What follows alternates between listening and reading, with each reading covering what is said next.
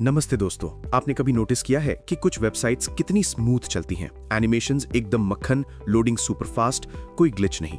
और फिर आती हैं वो वेबसाइट्स जिन्हें देखकर लगता है कि हम 2005 में वापस आ गए हैं। बटन्स काम नहीं करते हैं, चीजें लोड होने में जमाना लगा देती हैं। इसका एक कारण है, आजकल डेवलपर्स वेबसाइट्स को जीरो से नहीं बनाते, वो यूज करते हैं फ्रेमवर्क्स। ये पहले से बने स्ट्रक्चर्स होते हैं जो सारा हैवी लिफ्टिंग कर लेते हैं, ताकि डेवलपर्स एक बढ़िया यूजर एक्सपीरियंस बनाने पर फोकस कर सके। लेकिन सारे फ्रेमवर्क्स एक जैसे नहीं होते, और मजेदार बात यह है कि डेवलपर्स अक्सर इनकी जोड़ी बनाते हैं, एक फ्रंट एंड के लिए और दूसरा बैक एंड के लिए।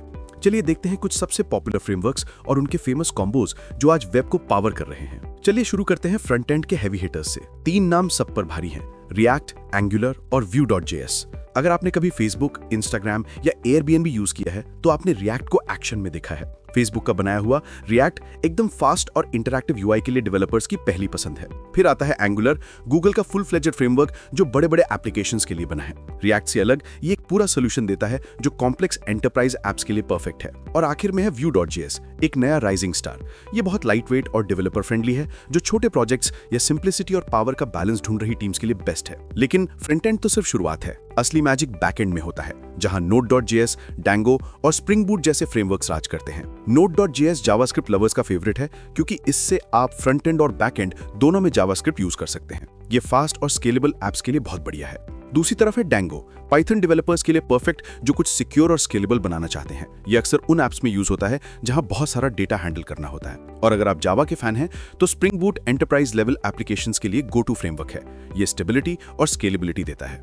अब आती है सबसे एक्साइटिंग बात, कुछ फ्रेमवर्क्स एक साथ मिलकर कमाल करते हैं। Combo 1, रिएक्ट और Node.js, ये जोड़ी तो मैच मेड इन हेवन है। दोनों जावास्क्रिप्ट यूज करते हैं तो लैंग्वेज स्विच करने का झंझट ही नहीं।